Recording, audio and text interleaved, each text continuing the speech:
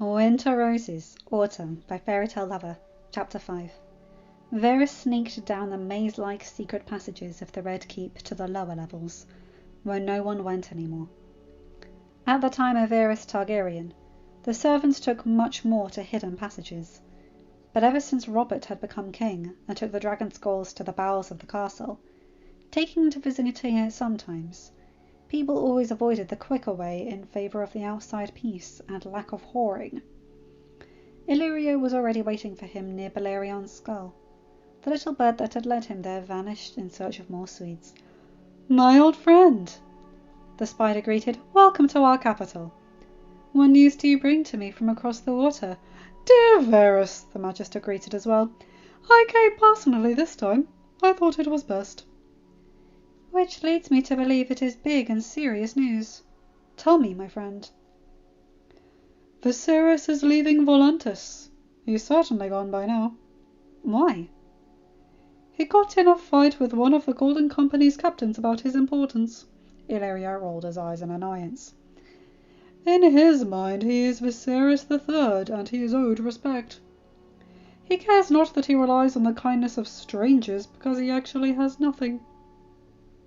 My spies tell me he is moving further east, perhaps to Karth. But the fact is, my friend, Viserys is nothing. He is less than a shadow. If he was going to be no threat before, now he is not even a thought. Shouldn't you move to remove Robert Baratheon?" "Perhaps it is indeed time for a more aggressive approach, but not right now. The Hand is gone in the north." "So we cannot move to take the capital?" "Not for the moment. But the Lions are plotting to kill the usurper and steal the throne, so I believe it might be time to let them succeed. Once Lord Stark is back, he can hold the city until the king comes to claim his throne with his queen." "Varys, the crown is deeply in debt. Trade is getting difficult, and if the taxes rise again, if more merchants start complaining about bad business with an impoverished Westeros, then the Iron Bank will move to settle the problem." "I know that, my friend. But worry not. I shall have that handled soon." "As soon as Ned Stark returns from the capital, I will make a move. You have my word." Illyrio nodded, and they soon parted ways. But the Magister wasn't very convinced with Varys' reassurances. As soon as Ned Stark returns? But why had he left in the first place? Why had he left his post open when the Lannisters plotted against the usurper? Perhaps it would be a good idea to follow his merchant ship north to the Blessed Island, ingratiate himself to Daenerys Targaryen once more. Because, regardless of Varys' plans for his own hidden king of his, Illyrio Mopatis had his own plans. One day he would need Daenerys Targaryen.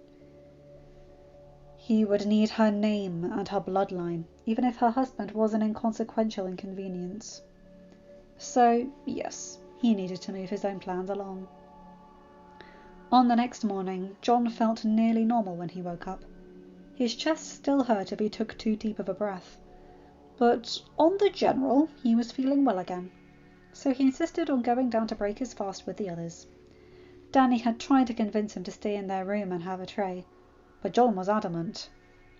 "It's not about you going down to eat alone, Dany," he said. "I am not going to eat alone, Jon. Not again. I can't. Last time I did that." He cupped her cheeks as she tried to look away and hide her blush. "Dany, what happened wasn't your fault. You know that, don't you?" "I do," she said, looking at him, still uncomfortable. "And I know that you might have wanted to go to talk to Sam even if I had stayed. And if I had gone with you, I might have stayed with Gilly and not continued with you to the Lord Commander's Solar. But I can't. The last thing you said was that luck always runs out. That was all I could think of. That you were dead, Jon. Your heart was silent under my ear. Your hand was cold between mine. And your lungs didn't draw breath. And all I could think of was that the last thing I ever said to you was that you were reckless and impulsive and that luck runs out." Jon drew her into his arms, shushing her. Stop this, Danny. What happened was... Alright, I can't even imagine what it felt like for you. But you can't let that keep on pulling you down. I'm back. We're together again. But what did I do? I sat there crying, doing nothing! Danny cried, her tears running down her face as she finally opened up. There was nothing you could do, love. Adam was the one who asked Melisandre for help. He was the one that... He asked her because he's travelled a lot. He knew it was possible. Stop this, Danny. If you want to go down this path, you should remember that the only reason Melisandre was there to help me, to help us, is because you received her as a guest into our home, and you brought her to the wall. Adam might have been the one to ask Melisandre to use her magic, but you are the one who brought her to me. I am only alive because of you, Danny. She took in a trembling, teary breath as she accepted his logic, laying her head on his shoulder as they hugged once more. The calmness after the storm. The brothers of the watch stepped back for Jon and Danny to pass, all looking at him with awe and even some degree of suspicion and fear. Since she had been so distressed, they had agreed to skip breakfast and only go down for supper. I feel like an exotic animal for overseas, Jon whispered to his wife. It was making him uncomfortable in the midst of his overwhelmed mind. Well, they all saw Thorne's execution for your murder and heard about Melisandre's spell. Of course they're curious. Jon sighed and they continued on to the dining hall, joining at the table where Garland was making everyone laugh with a story about a knight and a squire from the Southern Islands. He joined in, and, at least, his family were trying to make it seem like any other regular supper, rather than fixate on the impossible magic that had happened, which made Jon feel less unnerved, though there was an odd feeling unsettling on the top of his stomach that he didn't shake off. He wanted to. He didn't know how to deal with this, but he'd seen his wife's distress, so he didn't feel like opening up to her. Something that was glaringly obvious, though, was the tension between his father and Adam. The two weren't even masquerading their anger at each other, looking away and pointedly refusing to speak to each other. Jon, Danny and Rob actually chuckled when Benjen rolled his eyes and muttered that the two of them should grow up. But Jon was too preoccupied, lost in his own thoughts, to wonder too hard what was the latest disagreement between the two men. After they had eaten, he insisted on going for a walk. Danny had hated the idea, but relented once Adam and Davos declared they were going to go with him and Marjorie had distracted her. The point of going alone is to, Jon started. Call me impertinent if you will, but if you want to be alone, my lord, I suggest you get used to your private chambers, Adam cut in, his tone showing his bad mood. Jon only rolled his eyes, knowing the knight was right. Ghost stayed nearly glued to his side, as he had been ever since Jon first woke up, and he couldn't help but feel safer. Company, at least, wasn't lacking. They walked around the catwalk, stopping above the gates facing south. Why? Jon asked after a while of staring off into the darkness. The guards had stayed a bit back, forming a line of protection to either side, so they were out of earshot. Adam and Davos exchanged a look, unsure of what to say, but the older man stepped up next to the brooding lord. I am only a smuggler, made a knight because I was mad enough to bring food to a starving castle. I don't claim to be learned, but I think I've lived through enough to know some things. Other things, however, have no answer known to man. But why me? Jon asked, and for the first time there was anguish audible in his voice. How many people die every day? How many people were betrayed, murdered by the madness or jealousy of another man? Well, your father to be one, Adam thought. You won't find the answer to this riddle, Jon, he said. I don't think we are meant to understand it. You were dead, Davos said, and now you're not. That's completely fucking mad, seems to me. I can only imagine how it seems to you. But you are back. I tried to defend an innocent man, and I got murdered for it. And now I'm back. Why? Why me? I don't know, Davos said, shrugging. Maybe we'll never know. What does it matter? You go on. You fight for as long as you can. You go home to your children with your beautiful wife and show them how much you love them. I don't know how to do that. I let my family down. I failed. Good. Now go fail again, Davos said with a smile. Oral announced at breakfast the next morning that Mance Rayder and a small party would arrive just before sundown, to the displeasure of most of the Brothers of the Watch.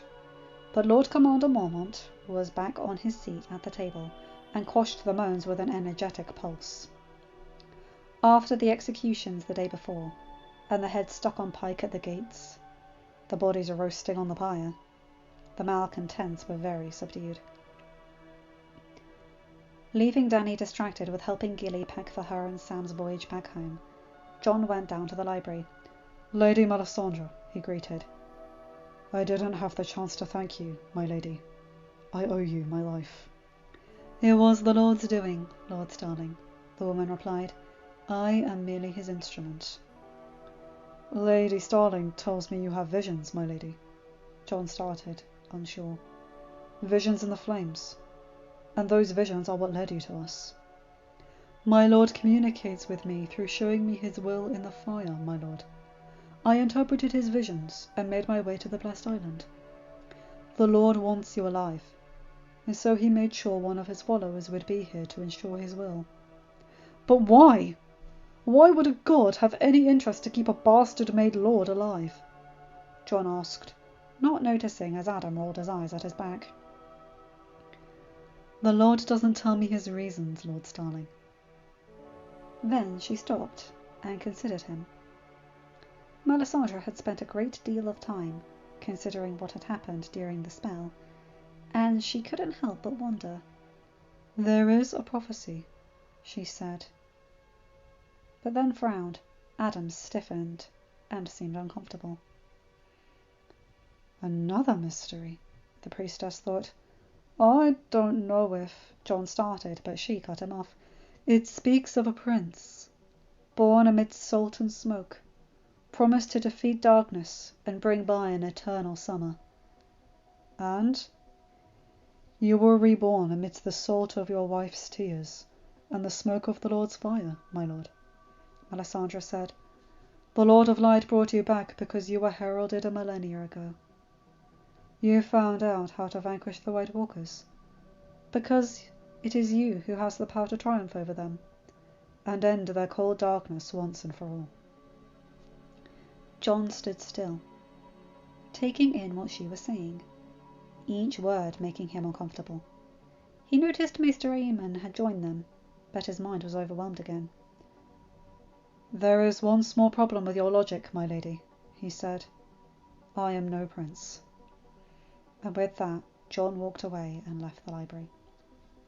Maester Aemon had read the prophecy of the promised prince countless times. He knew the Woods Witch had told his brother that the prince would come from the line of Aerys and Rhaella. Egg had sent him a letter that next day it had happened, stating he had decreed their marriage, much to their mutual dislike. But it was their duty to the realm. He remembered Rhaegar's first letter, sweet, kind Rhaegar, saying he had found the prophecy in an old scroll, and asking a long-lost uncle for guidance. For some time, they had believed the Prince of Dragonstone himself was the promised Prince of Prophecy, especially given how his birth had taken place. But then, some pieces didn't fit, and they reached the conclusion that Rhaegar wasn't the prince, but his line would be. When Maester Aemon had heard what had happened during the rebellion, he had cursed prophecy and the human folly. If Rhaegar didn't believe so much in this prophecy, would he have forgotten his duty to the realm and run away with Lyanna Stark? The prince had written of his love for her, but perhaps if he hadn't been so consumed with the idea that she was the ice to his fire, then he would have taken the time to do things calmly, and the rebellion wouldn't have taken place. Maester Aemon had then discounted, ignoring the prophecy. Rhaegar's line was extinct. House Targaryen was over. But then he heard about Daenerys. At first, he had been glad only to hear of her survival. But then, he made the realization. The word in High Valyrian was gender neutral. When translated to the common tongue, Daerelios meant either prince or princess. It was a misinterpretation, born from a mistranslation. And so the prophecy was alive again, not in the figure of a prince, but a princess. A princess born during the worst storm in recorded history, amidst the salt of the turbulent seas and the smoke of the volcano of Dragonstone. But weeks ago, Adam had shared a little secret that had changed Aemon's thoughts again. Rhaegar had left a son born of his marriage to Lyanna Stark. A son born of ice and fire. The Maester had once again started to think of a prince rather than a princess. But now? Now Jon's words brought another thought to mind, making Maester Aemon change his mind again. Adam, he called before the knight could run away after his lord. Would you be so kind as to help me feed the ravens? If the man thought it strange, he didn't voice it. He merely sent the guards after Jon and followed the Maester up the rickety stairs, understanding the seriousness when Ghost followed them instead of his companion. I was too far away for the finer details to reach me, sir, the Maester said once they were out of earshot. Please, do tell me the timeline of the rebellion. It all started in Harrenhal, Adam said, complying even though he had no idea of what prompted the question. Prince Rhaegar's marriage to Princess Elia was not going well. He took too much stock in prophecy, in the idea that the dragon must have 3 heads, and the princess could not give him a 3rd child. He knew it wasn't her fault, and as the match had been political, they cared for each other, but there was no great love. Elia considered the dissolution, so long as her children would remain first in the line of succession. Then there was the great tourney. Rhaegar fell in love with Lyanna from the moment she took off her helmet, showing she had dressed as a knight to fight for the honour of a friend. When she said her name, the moment she said, Lady Lyanna, if you insist, of House Stark, he was convinced she was the one. His ice. After we returned to Dragonstone, he continued, Rhaegar and Elia got into talks to end their marriage. Prince Aegon would remain Rhaegar's heir, and Elia would raise him and Princess Rhaenys in Dorne until Aegon was old enough to come and take his place next to his father. Rhaegar then sent a message to Lyanna, but her father was sending her to Riverrun, because she was refusing her marriage to Robert Baratheon. Rickard Stark thought having his daughter in a southern household would get her to warm up to the idea of her betrothed. He was wrong, of course. He apparently had no idea who his daughter was. She said she would ditch her guards and run away to Essos, but Rhaegar got a bow and sent a message back, telling her he was coming to get her. Lyanna ditched her guards, God knows how, and we met her in the Westerlands. Then we sailed south and made our way to the Tower of Joy. The High Septon came, annulled Elia and Rhaegar's union, and married him to Lyanna. Then the tragedy with Rickard and Brandon Stark happened, and the rebellion started. Rhaegar was trying to articulate his father's downfall, and by the time he finally returned to the capital, he left me, Sir Oswell, and Sir Gerald to guard the princess, who was already aware she was carrying their child. But when? The Maester took a deep breath. Who died first, Aerys or Rhaegar? Rhaegar, the knight replied with a pang of pain in his heart. The usurper killed Rhaegar at the Trident, while the Lannisters marched for the capital. King Aerys sent Queen Rhaella and Prince Viserys to Dragonstone, as Ned Stark led the rebel forces into King's Landing, arriving just after the sack took place. He secured the capital for his friend, and then left to find his sister. He got there just as the princess gave birth. By which time both Rhaegar and Aerys were dead? Maester Aemon asked. Yes. The capital was already taken. Then he was born not a prince, but already the rightful king. Yes, Maester. Why are you asking this? Adam wondered. What difference does it make? Regardless of when Rhaegar's death happened, the line goes down through him. Jon is undisputably the heir. Oh, yes, you're right. It's only an old man's curiosity about his family. Is this what about the priestess just said? The Maester smiled. She is wrong. Jon was right. He was no prince. He has never been a prince. He cannot be the prince that was promised. The language won't allow for it. He then chuckled. Thank you, Adam. That was the question I had. Completely befuddled, Adam only led the Maester down to his library, understanding he had been dismissed and would have no question answered. Aemon settled on his chair, enjoying the warmth of the fire. Melisandre couldn't have made the same leap, since she lacked the important information. It seemed Rhaegar had been right, all those years ago. He was the prince who was promised, Azor Ahai reborn. But the prophecy was a misleading mistress. When it spoke of the prince forging his weapon, Lightbringer, in the blood of Nissa Nissa, it was interpreted as a smith forging a sword tempered in the blood of his wife. But reality had permeated with symbolism. Rhaegar, the promised prince, had indeed forged Lightbringer. Not a sword, but his son and heir, born bathed with the blood of his wife, his love. By giving birth to Jon, Lyanna had perished in a bed of blood, making the prophecy true in a way no one had ever expected or seen coming. But the dragon has 3 heads, the old Maester thought. If Jon is Lightbringer, if he is one of the heads, where are the others? Because Daenerys may be the second, but Rhaegar is dead. The children are too small, and at any rate, the math doesn't add up. Who, then, is the 3rd head of the dragon? Daenerys was playing with the baby as Gilly and Irri moved about the room, gathering things. Sam was getting the horses and guards ready, so they could make the best of daylight, even though, on this side of the wall, they needn't worry too much about being attacked after dark. Have you chosen a name yet? The lady asked. A name? Yes, for the little one. I imagine you were worried about other things, but I thought to ask.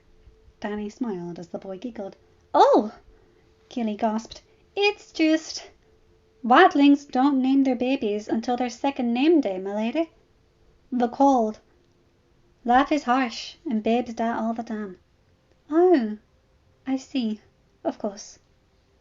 Other wildlings say it's because this way they're safe from the demons who come searching.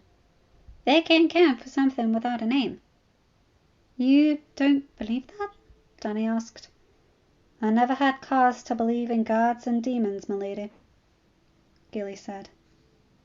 Dany cleared her throat, regretting having ventured down to this subject. Well, about the Midnight Fortress. Sam is more than well acquainted with the castle. He will know everything and everyone. I have written to Aunt Isla. She will be more than delighted to have you there. For her, the more the merrier. I wouldn't put it past her to have a new cradle already in the nursery by the time you arrive. I wouldn't dream of imposing, my lady. You won't be. The boys will love the company, I'm certain. Gilly smiled timidly. She had been overjoyed when Sam said they would return south before more free folk arrived. But she was also nervous about going to a castle filled with southerners and strange customs. Finally, she and Irri carried the last satchel down to the courtyard as Danny brought the baby to where the carriage awaited them. "Safe travels, my friend," John said as he and Sam hugged. "I trust you to handle the dragon glass mining." I will. Don't worry. Between me and Master Gruss, we'll have the first shipment ready before you get home. John juggled. "Make sure to tell Leanna I miss her every day, and give little Adam a kiss for me." God, Sam groaned. I don't even want to imagine her tantrum when she sees that I've returned without you. "Lord Tarley!" Mr. Aemon arrived, cutting through John's laughter. "I've got something for you." He offered a large package. Sam picked it up with shaking hands, and gasped when he pulled the wrapping away and saw the cover. A history of Valyria? But this... God, is this the whole book? "Yes," the Maester said with a smile. "It was a gift from my father when he sent me to the Citadel, though the Maesters there were largely uninterested." But I didn't even know there was a copy of the entire book still in existence, Sam said, overwhelmed. I've only seen or heard of separate scrolls. Even in Winterfell there were pieces missing. Yes. I believe this might just be the last complete copy," the Maester said. Maester, it honours me to receive this gift, but I can't... "A blind man reads no books, Lord Tarley," Maester Aemon said. "Consider this my legacy to someone who loves knowledge as much as I do." Crying, Sam hugged the book against his chest. I shall treat it like the immeasurable treasure it is, Maester. "I know you will, Tarley. I know you will. I set aside a small trunk of volumes for you to take south for my niece, and I shall have a bigger trunk following with Lord and Lady Starling. Consider it a wedding gift from House Targaryen, however late it is." "I shall consider it as a gift from you, Maester Aemon," John said, "and I am sure Lady Starling will agree." What do I agree with? Danny asked. She was also fascinated with the books. Pieces of her heritage returned to her. "We're ready to go whenever you wish, Lord Tarley," Lead said. "Yes, we should go," Sam said. "Make use of daylight hours." He reverently set the book in the carriage and turned to say goodbye to everyone. Once the group had left and the brothers were closing the gates, John turned to Danny with a smile. "How much do you want to bet that by the time we make it home there will be a copy of The Party Hasn't Seen for safekeeping?" "Well, hopefully we'll be home before he has time to make a copy of the whole thing," she said with a smile. "But by the year's end I'm sure we will find at least 2 copies stashed in opposite sides of the castle." Laughing, they went inside. Oral had been right, and it was just before sunset when the horn sounded, announcing Mance Rayder's arrival. "You ready for this?" Benjen asked as he and Ned watched from the catwalk as the brothers rushed into the tunnel. "I have dealt with Tywin Lannister and how many others with their ridiculous political manoeuvres in King's Landing. I think I can handle the King Beyond the Wall, especially because I know my little brother has my back," Ned joked, making his way down to the courtyard. Benjen snorted. "Blessed are you, Ashara, he thought. He's making jokes now. End of chapter. Hi guys, hope you enjoyed that one. I like that one, especially that bit at the end with Aemon giving Sam that book, which is the only complete copy in existence. Good lord, he's really gonna take care of that book. He's gonna take care of it more than he would a diamond. But then again, rare books are more fragile than diamonds. You know, they're the hardest, sharpest things in the world. I've seen the biggest cut diamonds in existence because I live in England and they're at the Tower of London if you want to have a look. They're so beautiful, it's insane. Anyway, you guys know the drill. Like, comment and subscribe and hit that bell to get notified for whenever I upload a new video. Have a good day, night or whatever time zone you're in. Bye my guys, gals and non-binary pals. I'll see you in another video. Take care.